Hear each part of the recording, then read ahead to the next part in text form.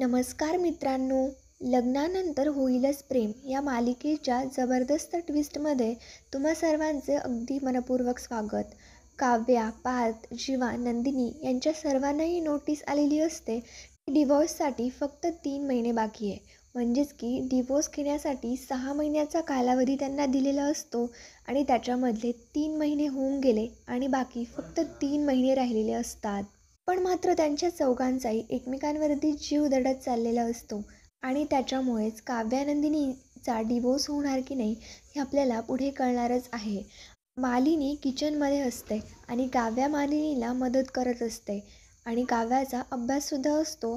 त्याच्यामुळे तेवढ्यात तिथे पार्थ येतो. पार्थ काव्याला पाहता तो चिडतो आणि काव्यावरती ओढत म्हणतो की तुम्हाला अभ्यास नाही आहे का, इथे काय करताय. मग याच्यावरती मालिनी सांगते की ती तिचं लेक्चर अटेंड करून आली आहे. तिला आता अभ्यासाची नाही तर तिला ब्रेकची गरज आहे. पण मात्र पार्थचं म्हणणं असं असतं की ब्रेक हा 5 मिनिटाचा असतो. त्यांना ब्रेकची नाही तर अभ्यासाची गरज आहे. त्यांनी अभ्यास केला पाहिजे. इकडे दुसरीकडे जीवाने नंदिनीसाठी खूप सुंदर साडी सिलेक्ट केलेली असते आणि हे सगळं पाहता जीवाचं म्हणणं असतं की मी ना सेल्समन म्हणून दुकानात कामाला हवं होतो. फायनली मी तुझी साडी डन केली आणि मी साड्यांच्या दुकानात जर सेल्समन म्हणून कामाला असतो तर मी अशा साड्या सगळ्या विकून टाकल्या असत्या, दुकान रिकामं करून टाकलं असतं. जीवाची तर काही नॉनस्टॉप बडबड सुरूच असते.